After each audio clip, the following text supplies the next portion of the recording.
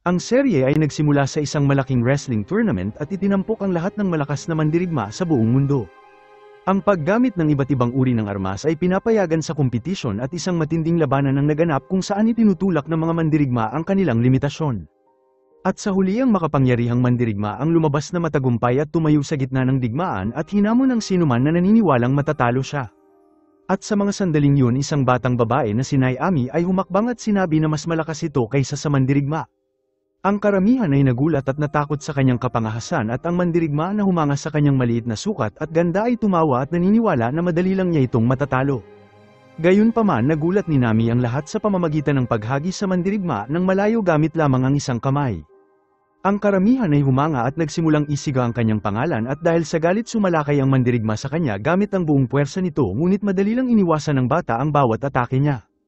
Pagkatapos ay hinawakan niya ito sa binti at inihagis ito ng mas malayo kung saan nanalo siya sa kompetisyon. Muling isinigaw ng karamihan ang kanyang pangalan at hindi makapaniwala sa kung anong nakita nila. At pagkatapos ng laban ng ama ni Nami ay nakitang nakikipag-usap sa isang mamahayag at pinakita sa kanya ang larawan ng kanyang anak na babae na nawawala 5 taon na ang nakalipas. Inihayag nito ang matinding pagsisisi at may pananagutan sa pagkawala nito at hiniling sa mamahayag na magsulat ng artikulo tungkol sa kanya.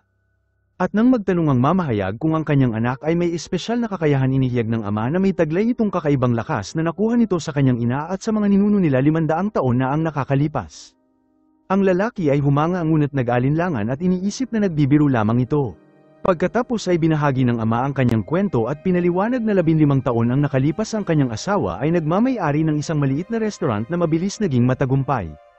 At bilang isang batang accountant sa isa sa sangay nito nahulog ang loob niya dito at nagkaroon sila ng magandang relasyon. At isang araw sinurpresa niya ito ng isang engagement ring at nag-propose sa kanya at sinabing magtratrabaho ito habang siya ang nasa bahay. Sumang-ayon ito at walang kamalay-malay sa kanyang kakaibang kakayahan. At sa gabi ng kanilang kasal natuklasan nitong kaya niyang buhatin ang isang buong kama gamit ang isang kamay na labis nitong ikinatakot at inisip kung anong mangyayari sa kanya kapag nagalit ang kanyang asawa. Pinaliwanag ng kanyang asawa na ang lakas nito ay minana niya at umaasang magkaroon ng anak na babae upang manahin ang kapangyarihan ng pamilya. Kalaunan ay nagsilang ito ng kambal at napansin nila na kahit bata pa kayang buhatin ni Nami ang lamesa gamit ang isang kamay. At habang lumalaki ito sinamantala ng kanyang mga magulang ang lakas nito at ipinapakita siya sa mundo hanggang sa nawala ito sa disyerto ng Mongolia. Sinubukan ng kanyang ama na hanapin siya ngunit wala na ito na nag-iwan sa kanya na labis na saktan at napupuno ng konsensya kung saan naghiwalay sila ng kanyang asawa. Ang ina ni Nami na ngayon ay isa ng mayaman at kilalang negosyante ay nagpasya gumawa ng tournament para sa mga babae lamang at naniniwala na ito ang pinakamadaling paraan para mahanap ang kanyang anak. Nakilala nito ang 2 lalaki na nag-alok magbenta ng sinaunang sandata at sinabi na isa itong makasaysayang sandata. Nag-alinlangan ito sa kanilang kwento ngunit sumang-ayon na suriin ito. At nang hinawakan ng isa sa lalaki ang kanyang binti at nagmakaawa na bilhin ito upang mabayaran ang operasyon ng kanyang asawa nakaramdam ito ng awa at nagpasya na bigyan siya ng donasyon sa halip. Ngunit nang makita ng mga lalaki ang ginto at pera sa safe naging saking sila at nagtangka na pagnakawan siya. Nagbanta sila sa kanya gamit ang kutsilyo at hiniling na buksan ito ang safe ngunit hindi ito natatakot sa kanila. Gayunpaman nang tinawag siya ng isa sa mga lalaki na isang tanga labis ang galit nito at binali ang paa ng isang lalaki at tinanggal ang ipin ng isa sa pamamagitan ng kanyang daliri. At dahil nagulat sa kanyang lakas sinubukan nilang tumakas ngunit itinapon niya ang mga ito palabas sa opisina. At nang maglaon umuwi si Nami dala ang premyong nakuha nito mula sa tournament. At nagtanong sa kanyang ina tungkol sa sikreto sa likod ng kanyang lakas. Inamin ng kanyang ina na hindi nito alam at pinaliwanag na nakita nila itong nawawala sa disyerto 5 taon na ang lumipas na walang alaala sa kanyang nakaraan. Nagpasya silang palakihin ito bilang sarili nilang anak dahil hindi sila magkaroon ng anak at naniniwala na siya ay regalo mula sa langit. Binigyan siya ng kanyang ina ng kahon na naglalaman ng kanyang damit na suot niya nung makita siya at natuklasan ni Nami ang tag na nagsasabing ginawa ang damit sa Korea. Nagbigay ito ng pag-asa kay Nami na makikita nito ang kanyang tunay na pamilya sa Korea. Nagsimulang manood si Nami ng mga Korean na palabas at umaasang balang araw makatagpo nito ang kanyang pamilya. At habang nanunood narinig nito ang isang kanta na madalas kantahin ng kanyang ama na nagbalik sa kanyang nakaraan at naalala nito ang kanyang tunay na pangalan na Nami. Sinabi nito sa kanyang adoptive na ina at pinaliwanag na isa siyang Koreano ngunit tiniyak nito sa kanya na hindi ito aalis at patuloy na tutulong sa pamilya. 10 taon nang lumipas si Nami ay malaki na at tumutulong sa kanyang adoptive na pamilya sa kanilang negosyo at nag-aral din ito ng Korean. Sinabi ng kanyang ama sa kanya na oras na para magtungo ito sa Korea upang hanapin ang kanyang pamilya, ngunit tumanggi si Nami na umalis. Hinikayat siya nito at sinabing ang kanilang sitwasyon ay hindi magbabago kung aalis siya.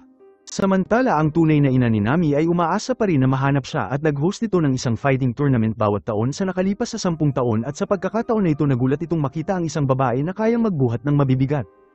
Naniniwala ito na baka ito ang kanyang anak na babae at inanyayahan ito na kumain upang makilala niya ito ng mas mabuti. Napansin ito ang gana ng babae na kumain at nagsimulang magtanong sa kanya, at kalaunan ay ibinahagi na pareho sila ng dugo. Pagkatapos ay binahagi nito ang kwento kung paano nawala ang kanyang anak sa Mongolia ng 5 taon lamang ito, at pareho silang naiyak sa tuwa sa paniniwalang nagkita na sila. Ang ina ni Nami ay pinakilala ito sa iba pang miyembro ng pamilya at lahat sila ay kumain ng magkakasama. Binilan niya ito ng mga bagong damit at pinaayos ang kanyang buhok at nangako na ibibigay ang lahat ng kailangan nito. Ngunit sa oras na umalis ito, isang mapang-akit ng ngiti ang nagpapakita na siya ay isang manlilinlang na nagpapanggap bilang Nami. Samantala ang tunay na Nami ay naghahanda na bumalik ng Korea, gayunpaman nalaman nito na ang kabayo na sinakyan niya nang mawala ito ay namatay at labis itong nasaktan dahil matalik na kaibigan nito para sa kanya. Nagpatunog ito ng kampana gamit ang kanyang buong lakas at inihagis ito sa buong lupain hanggang tamaan nito ang isang sundalo na si Chol.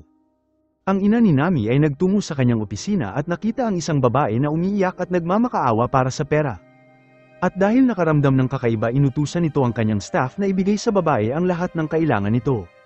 At matapos na magpalit ng damit, sinundan nito ang babae sakay ng motorsiklo upang makita kung ano ang gagawin nito.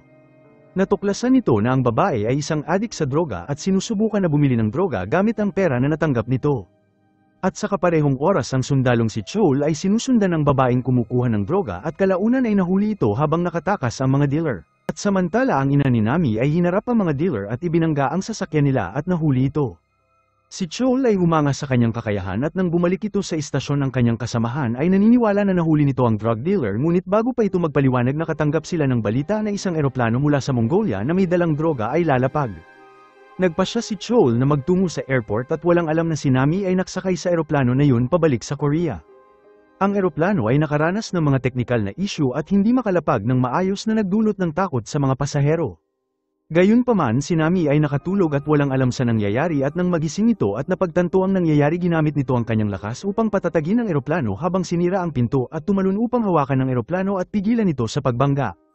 At sa kaparehong oras ang ina ni Nami ay nakaramdam na tila may mali at napagtanto na ang babaeng nagkukunwaring anak niya ay hindi talaga si Nami. Samantala matagumpay na napahinto ni Nami ang eroplano at nagawang mailigtas ang lahat ng pasahero, gayunpaman may isang lalaki na nasaksihan ang lahat. Ang mga pulis ay nagsimulang mag-imbestiga upang malaman kung sino ang may pananagutan sa droga, at nang lapitan nila si Nami binuksan nila ang bag nito at nakita ang buhok ng kabayo at isang gintong staff. Nais suriin ng opisyal kung may droga na nakatago sa loob, ngunit tumanggi si Nami at pinaliwanag na ang staff ay tutulong sa kanya na makita ang kanyang ina at hindi ito papayag na may kukuha nito. At nang sinubukan ng opisyal na kunin ito mula sa kanya, labis ang gulat nito nang malaman niyang hindi niya ito may galaw dahil sa lakas ni Nami. Marahan nitong sinabi sa kanya na siya ay isang opisyal at susuriin lamang nito ang staff at ibabalik ito sa kanya, at nangako din ito na tutulungan siya nitong mahanap ang kanyang pamilya, kaya pumayag ito na suriin ang kanyang staff. Umalis si Nami sa airport at naggala sa kalsada ng Korea at masayang nakabalik na. Umupa ito ng isang apartment habang hinahanap nito ang kanyang pamilya, at samantala ang kanyang ina ay inutusan ng mga tauhan nito na bantayan ng babae na kumuha sa pagkakakilanlan ni Nami at kung paano niya ito nalaman. Natuklasan ni Chol na ang staff ay gawa sa purong ginto at sinubukan na tawagan si Nami upang ibalik ito, ngunit hindi ito sumagot sa kanyang tawag. At sa sumunod na araw nang magising si Nami, nalaman nito na ang kanyang pera at telepono ay ninakaw kasama ang ilan sa kanyang gamit. Umalis ito sa kanyang apartment at hindi alam kung saan pupunta hanggang sa makita nito ang mga tao na nakatira sa tent at nagpasya na gawin ang kanyang sariling silungan katulad ng ginawa nito sa Mongolia. Nang alap ito ng kahoy at mga tarpaulin upang makagawa ng isang matibay na tent. At sa kaparehong oras kailangan din ito ng mataas na poste, kaya sinira nito ang isang malaking puno at inilagay ito sa gitna ng kanyang tent. Pagkatapos ay nagtungo ito sa istasyon at nagsampa ng reklamo laban sa babaeng nagnakaw sa kanya, at hiniling din ito na tawagan si Chol upang mabawi nito ang kanyang pag-aari, ngunit hindi nito alam ang pangalan ng binata kaya sinabi niyang gwapo ito at matangkad. Ang opisyal ay naguluhan dahil hindi nito alam kung paano siya matutulungan. At samantala nakita natin si Chol na nakasuot ng pambabae at sinusubukan na mahuli ang isa sa mga dealer ng droga. Malapitan itong sinusundan ng isang tao na pinaghihinalaan niya at nakita ang dalawang miyembro ng gang na namamahagi ng droga sa mga tao. Nagsimula niyang habulin ang mga ito at sa huli matagumpay niyang nahuli ang mga lalaki. Gayunpaman sa kanyang imbestigasyon nalaman nito na sila ay mga lokal na tao lamang at hindi naman talaga sangkot sa droga. At nang bumalik ito sa istasyon sinabi ng opisyal sa kanya na hinahanap siya ni Nami at pinaliwanag na ang lahat ng kanyang gamit ay ninakaw. Sinabi ng binata sa kanya na kung makikita ulit nito si Nami sabihin nito na bumalik siya sa istasyon. At nang maglaon si Nami ay bumalik sa kanyang tent at nakita ang dalawang tao na kumuha sa kanyang lugar na talagang mga walang tirahan. Nakaramdam ito ng matinding kalungkutan at sinabi na gagawa ito ng dalawang tent para sa kanila ngunit dapat nila itong tulungan na manirahan sa Korea dahil wala itong pera. Ginawa nito ang mga tent para sa kanila at labis ang tuwa nila at isinulat ang kanilang mga pangalan dahil ito lamang ang mayroon sila. Hindi nagtagal dumating ang mga mayamang tao sa lugar at nais na sirain ang mga tent dahil nais nilang gawin park ang lugar. Isang laban ang naganap at ang mga mayayaman na tao ay nagsimulang saktan ang isa sa mga homeless. Nagalit si Nami at nagsimulang ipagtanggol ang kanyang mga kaibigan at hinawakan ang isa sa tenga at inihagis ito ng malayo.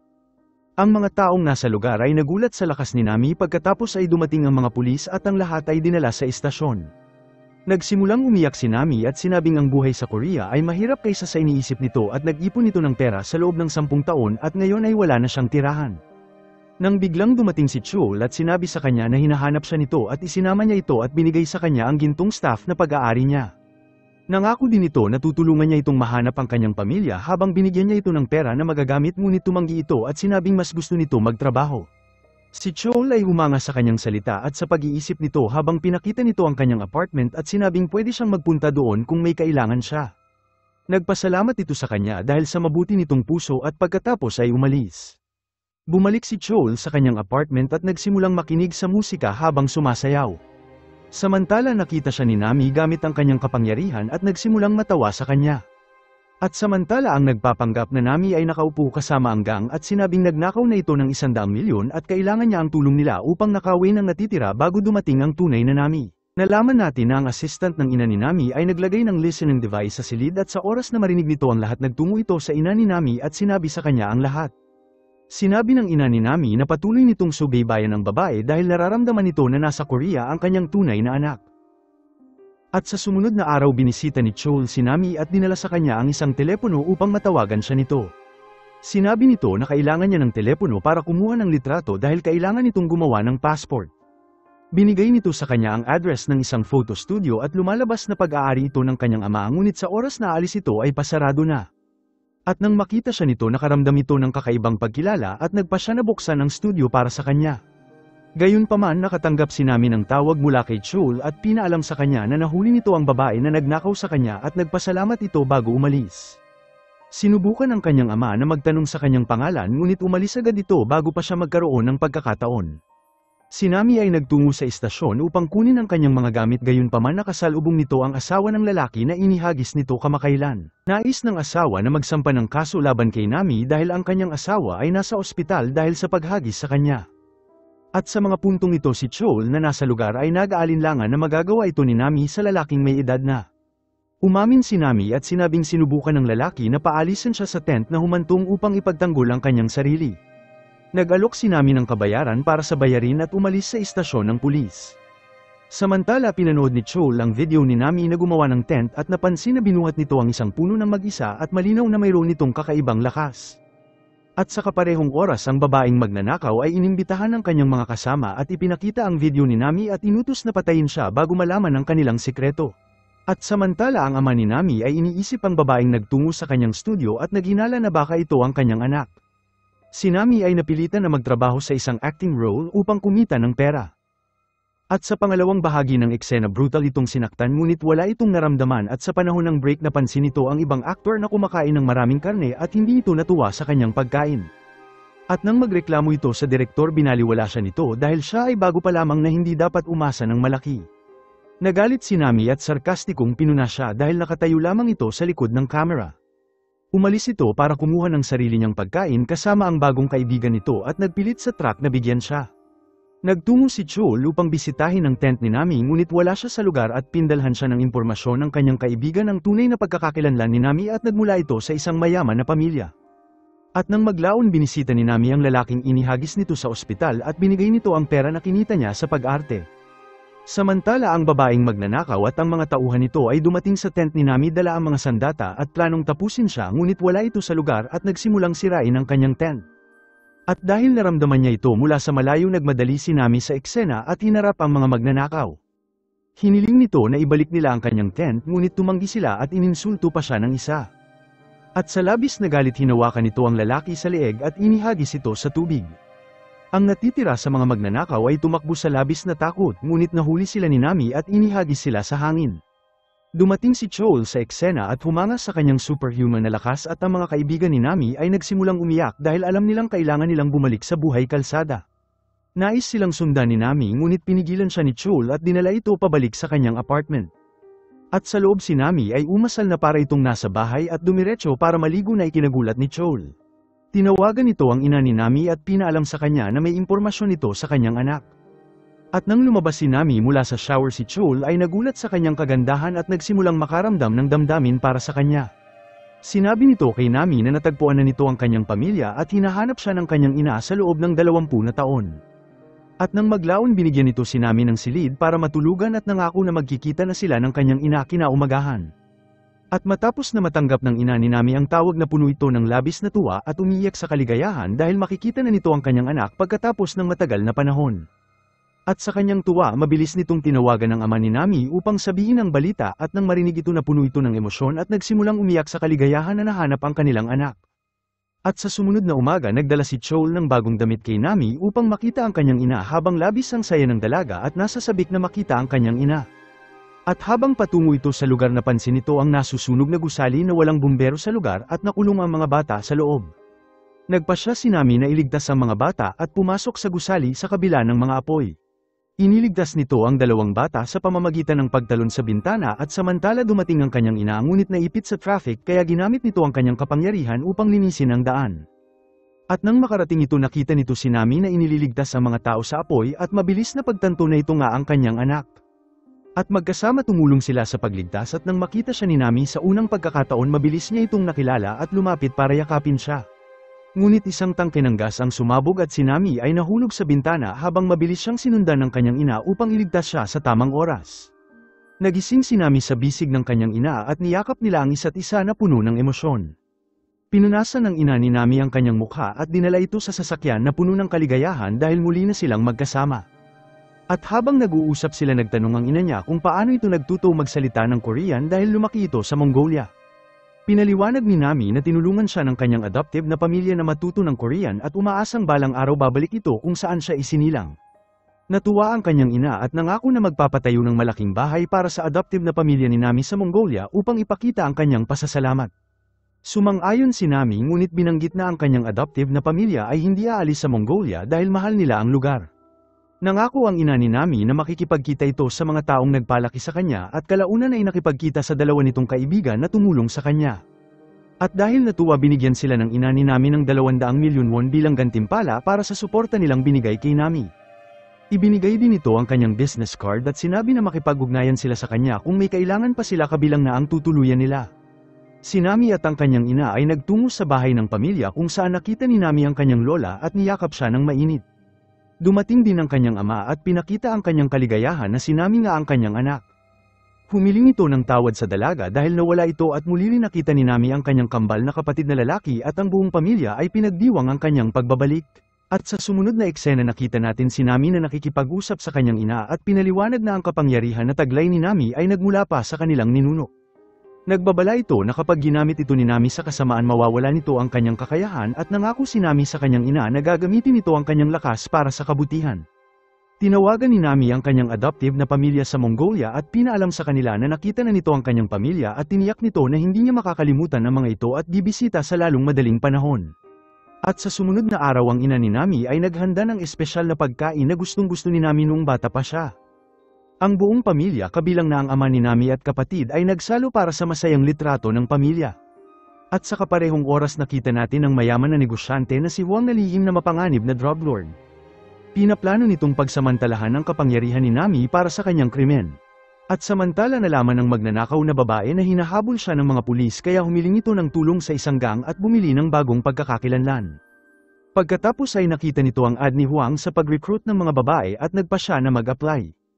Ang kaibigan ni Nami ay nilinis ang kanilang mga sarili at nang bisitahin niya ang mga ito pinasalamatan siya ng mga ito at nagpasalamat na nakilala siya ng dalawa. Nakipagkita rin ang ina ni Nami kay Chol upang kunin ang mga gamit ni Nami mula sa kanyang bahay. Inalok niya ito ng malaking halaga ng pera bilang pabuya, ngunit tumanggi ito at sa halip hiniling nito sa kanya na tulungan siyang pabagsakin ng mga drug lord. Ang ina ni Chol ay biglang pumasok sa silid at na-misinterpret ang sitwasyon at iniisip na ang kanyang anak ay sangkot sa isang matandang babae para sa pera.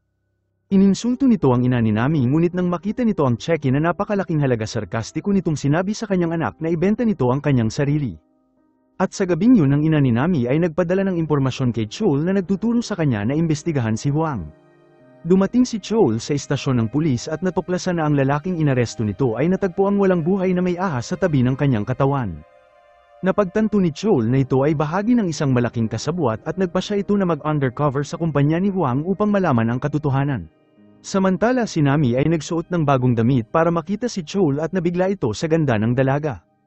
Kumain sila ng magkasama kung saan nabanggit ni Chol na magiging busy ito sa susunod na araw sa kaso ng droga. Nag-alok si Nami na tumulong ngunit tumanggi si Chol dahil ayaw niya itong masaktan. At upang kumbinsihin ito pinakita ni Nami ang kanyang lakas sa pamamagitan ng pagbali sa kutsara gamit lamang ang isang daliri at si Chol na humanga ay pinayagan siya na sumali sa kanya. Ang dalawa ay nagpanggap at nag-apply ng trabaho sa kumpanya ni Huang kung saan tinanggap sila kung saan si Chol ay napunta sa mas mababang posisyon. At matapos lamang ng isang araw sa trabaho labis na bigo si Nami at umayaw ngunit sa mga sumunod na araw binuhat nito ang lahat ng crate ng mag-isa niya. Ang buong staff ay nagsimulang bigyan siya ng respeto at samantala ang magnanakaw na babae ay nagtatrabaho din sa kumpanya at natatakot na baka makilala siya ni Nami. Si Nami at Chol ay naitalaga na ihatid ang mga crate at sa kanilang daan nakita ni Nami ang magnanakaw na babae at hiniling nito na ibalik ang kanyang mga gamit. At sa halip na humiling ng tawad ininsulto ng magnanakaw si Nami at tinawag siyang tanga. Natakot si Chol na baka maging marahas si Nami ngunit tiniyak nito sa kanya na hindi ito pumapatay ng babae at hinawakan ni Nami ang kanyang bag at itinapon nito sa malayo. At sa gabi si Nami at Chol ay pumasok sa imbakan ni Huang para maghanap ng mga droga habang dumating ang ina ni Nami para tumulong na mag-imbestiga sa kumpanya. Ginamit ni Nami ang kanyang lakas para buksan ang malaking pinto at habang pumasok sila isinara nito ang pinto sa likuran nila. Si Chol ay labis humanga sa kanyang kakayahan at nagsuot si Chol ng night vision para makakita sa dilim at nagbigay din ng isa pa kay Nami ngunit sa kanyang gulat malinaw na nakakakita si Nami sa dilim. Nagsimulang lumipad si Nami at kalaunan ay kinuha ang kahon na naglalaman ng maskara na plano nitong imbestigahan.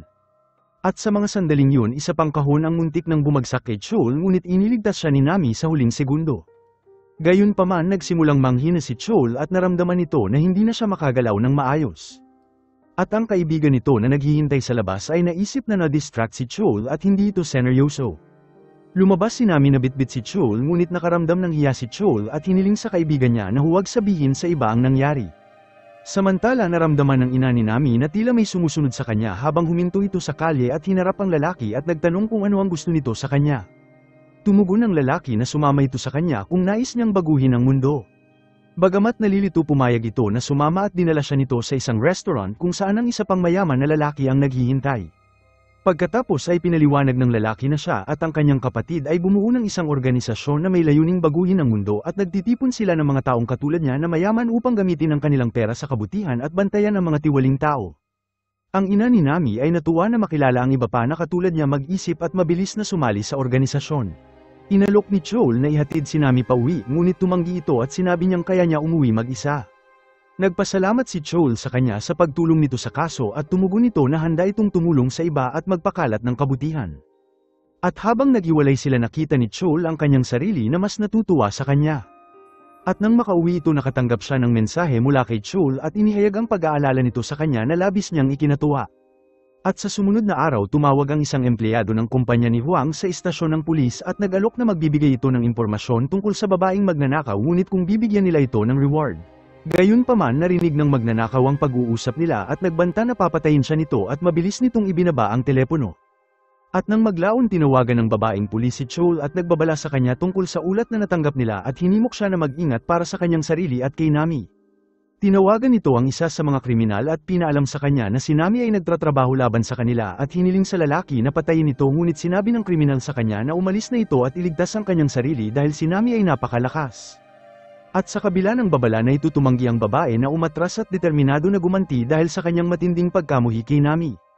At sa mga puntong ito si Nami ay masaya sa kanyang trabaho at ang lalaki na namamahala sa lugar ay nabighani sa kanyang lakas at nagsimulang kumuha ng litrato at gustong malaman ang pinagmula ng kanyang kapangyarihan.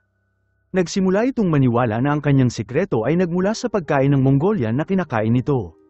Gayunpaman si Nami ay nainis sa walang tigil na tanong at sarkastikong sinabi na ang sikreto sa kanyang lakas ay hilaw na karne.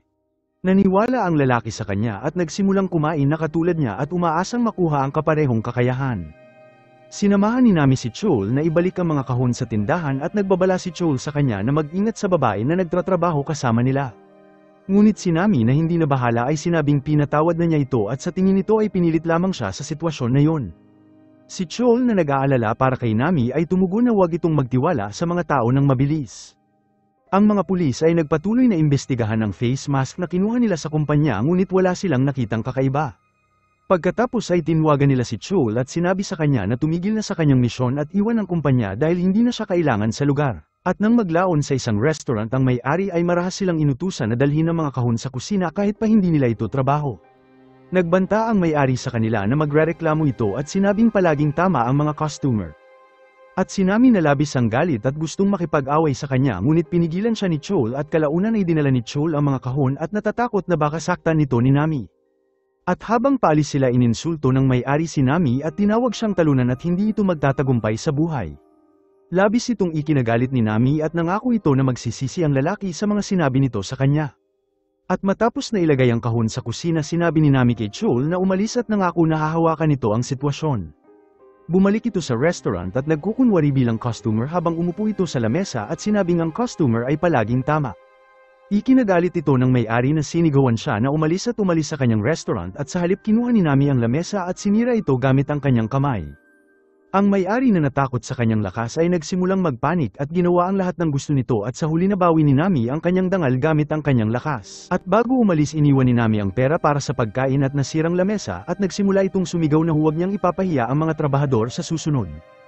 At pagkatapos bumalik si Chol sa istasyon at nakatanggap ng impormasyon tungkol sa magnanakaw at natuklasan na isa itong orphan at nag-iisang babae sa isang mapanganib na gang. Hindi nagtagal nakakuha ito ng ulat sa isang coach na namatay sa isang misteryosong paraan kaya nagtungo ito sa lugar upang mag-imbestiga sa katawan.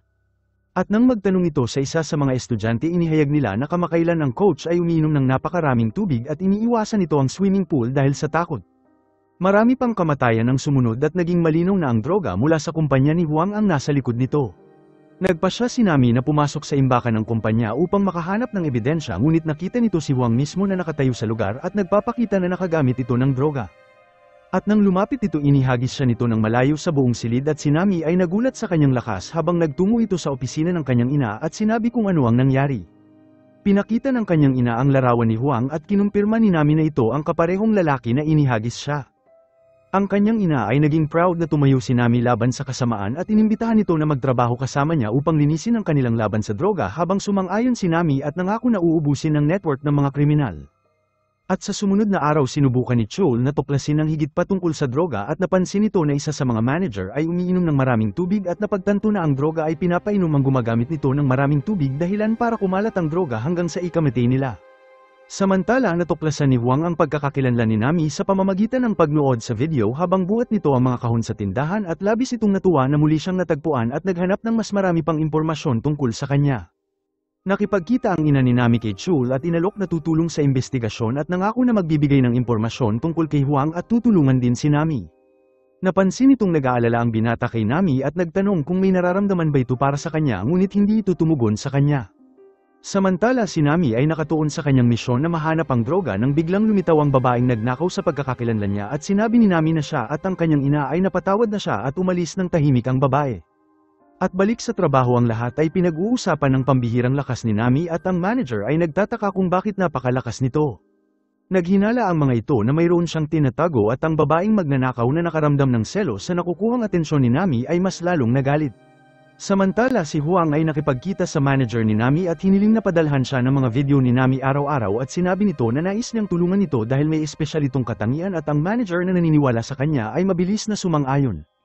Ang isa sa kasamahan ni Nami ay aksidenteng nakuryente at sa kabila ng sinubukan siyang tulungan ng iba walang makapagligtas sa kanya. Nagmadali si Nami at ginamit ang kanyang lakas at pinigilan ang daloy ng kuryente gamit ang kanyang paa. Ang kanyang kasamahan ay nagpapasalamat ngunit ang magnanakaw na babae ay mas lalong nainggit kay Nami. At nang maglaon tinawag siyang ng manager at pinagalitan ito dahil muntik na itong manakit ng isang customer. Pinagtanggol nito ang kanyang sarili at sinabi na ang lalaki ay sinubukan pagsamantalahan siya ngunit ininsulto siya ng manager at sinabing nagseselos ito sa mga taong may pera. At ang dalaga na labis ang galit ay kinagat ang kanyang dila upang maiwasan ito na gumawa ng hindi maganda at natatakot na mawalan ng trabaho. Bumalik ang ina ni Nami sa bahay upang hanapin ang kanyang anak na lalaki na walang ginawa kundi kumain. Inutusan niya ang mga ito na magtungo sa gym at tumugon ang kanyang anak na hindi sila malakas kagaya ng kanyang ina. Pinilit nito ang kanyang anak na sumama sa gym at umaasang mabawasan nito ang kanyang timbang. At nang maglaon ng anak nitong lalaki ay nagtungo sa kanyang ama at sinabi na naiinis ito sa kanyang sarili dahil ang lahat ay inaasar siya sa pagiging baboy nito. Humiling ng paumanhin ang kanyang ama dahil hindi siya nito masyadong napansin habang hinahanap nito si Nami at nangako na susuporta sa kanya. Samantala si Chol ay bumalik sa istasyon at ang kalagayan ng manager ay mas lumalala. Humiling ng tubig ang manager ngunit pinigilan siya ni Chol na uminom dahil alam nitong mas lalala ang mga bagay. Pagkatapos ay bumagsak ang manager at nagmadali si Chol na dalhin siya sa ospital ngunit ang manager ay tumanggi at sinabing kung pupunta ito ng ospital iisipin nilang isa siyang drug addict at masisira ang kanyang reputasyon. Napilitan si Chol na dalhin siya sa bahay at atali ang kanyang kamay upang pigilan ito sa pag-inom ng tubig. At dahil desperado naghanap si Chol sa internet ng mga paraan para ma-detoxify ang katawan. Nang biglang nakawala ang manager sa kanyang posas at inatake si Chol gamit ang pambihirang lakas. Sinubukan siyang sakalin nito at sa oras na tila mamamatay na siya lumitaw si Nami at iniligtas siya ngunit mabilis na umatake ang manager sa kanya.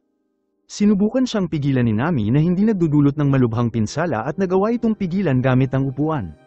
Muli siyang itinali ni Chol at hiniling ni Nami na magpunta sa tindahan para makahanap ng panlunas sa droga. Umalis ito kasama ng kanyang mga kaibigan mula sa kalye at naghanap sila sa imbakan. Narinig ni Nami at ng kanyang mga kaibigan ang boses ng manager at mabilis nagtago ngunit si Nami ay naniniwala na wala na ito at lumabas at lumitaw ito sa kanyang harapan.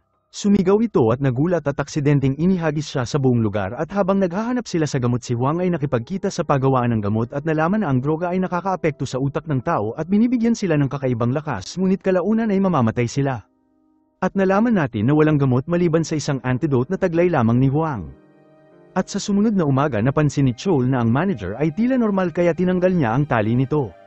Gayunpaman pinutol ni Chol ang supply ng tubig sa lugar upang mapigilan ito sa pag-inom ng tubig ngunit bumalik ang sintomas at nagsimula itong maghanap ng tubig sa labis na desperasyon at kalaunan ay kinulong ang kanyang sarili sa banyo. Samantala umalis si Chol para makita si Nami at nang makita siya ni Nami sinabi nitong na-miss niya ito. Labis na natuwa si Chol nang marinig ito at samantala ang babaeng magnanakaw ay pinagmamasdan sila na nag-uumapaw sa galit sa kanilang relasyon. At sa kanyang galit nagmadali ito sa kanila dala ang isang kutsilyo at balak na saksakin si Nami sa harapan ng lahat ngunit madali siyang napigilan ni Nami. Hinarap ni Nami ang magnanakaw at nagtatanong kung bakit ito galit na galit sa kanya. Tumugon ang babae at sinabi na kung hindi ito nagpakita mayroon sana siyang pamilya ngayon. Sinabi ni Chol sa kanya na wala itong pagpipilian kundi arestuhin siya dahil sa pagtangka nitong pagpatay sa harap ng isang opisyal. Ang babae na nabali ang kanyang binti nang inihagis siya ni Nami ay kinuha at inaresto. Samantala ang ina ni Nami ay nakipagkita kay Huang upang malaman ang kanyang tunay na layunin at bumisita ito sa kanyang opisina at nagkukunwari na walang alam sa kanyang mga gawain. Nagkasundo sila sa isang usapan kung saan ang matatalo ay dapat pagbigyan ang hiling ng mananalo. Silang dalawa ay parehong matalino ngunit ang ina ni Nami ang kalaunan nanalo sa laro. Hiniling nito na mag-invest sa kanyang kumpanya at naglalayong mas mapalapit upang matuklasan nito kung paano ginagawa ang droga. At si Huang na naghinala ay nagtanong kung may pera ito at nakangiti pinakita ng ina ni Nami ang isang flash drive na naglalaman ng kanyang kayamanan bago tuluyang umalis. Ang ama ni Nami ay nasa studio at inilagay ang kanyang larawan sa labas habang lumapit ang kapatid ni Nami at sinabing kapag nakita ito ng kanilang ina magagalit ito dahil ayaw nitong makilala siya at malagay sa panganib. Tumugon ang ama nito at sinabing madali lang ang mga bagay-bagay pagdating sa kanyang ina habang umalis sila at kumain ng magkasama ngunit napansin ng ama nito na hindi siya kumakain ng maayos. Inamin ng kanyang anak na gusto nitong magbago at umiinom ng mga pampapayat. Samantala nakipagkita si Chol kay Nami at pinaalala sa kanya na huwag itong magtiwala agad sa ibang tao. Sinubukan ni Nami na ibahin ang usapan at nagtanong kung nasaan ang boss nito. Tinawagan ni Chol ang kanyang boss na tiniyak sa kanya na ayos lamang ito at hindi ito umiinom ng tubig at nais na bumalik sa trabaho. Si Chol ay hindi pa rin sigurado sa kanyang kalusugan ngunit natuwa ito na medyo bumabalik siya sa normal. At nang maglaon nakita natin ang boss ni Chol sa kanyang opisina na nakakaramdam ng labis na pagkauhaw at nagtungo ito sa kanyang drawer at palihim na uminom ng mas maraming droga. At sa ibang lugar ang ina ni Nami ay nakipagkita sa kakilala nitong mayaman at sinabi na si Huang ay dating nagtatrabaho sa mga Russian gang bago simulan ang kanyang kumpanya. At hindi nagtagal lumapit si Huang sa manager ni Nami at pinakita ang isang video kung saan inihagis nito ang babaeng magnanakaw at humanga ito sa kakayahan ni Nami at iginiit na gusto niya itong makita. Pinaalam sa kanya ng kanyang assistant na ang ina ni Nami ay isa sa pinakamayaman na tao na kayang pandohan ang anumang proyekto. Pagkatapos ay nakipagkita ang manager ni Nami at sinabi na gusto siyang makilala ng may-ari dahil nasangkot ito sa isang away. Tinawagan ito si Chol at sinabi ang tungkol dito ngunit nag-aalala ito at sinabi na sasamahan siya nito. Ngunit dahil determinado na may malaman ng higit pa tungkol sa droga sinabi nito na huwag mag-alala at umalis.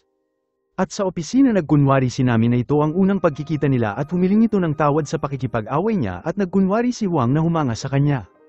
Nagtanong ito kung nais niya kumain sa kinagabihan ngunit tumanggi si Nami at sinabi na marami itong gagawin at sa halip kinuha ang kanyang numero at nangako na tatawag ito.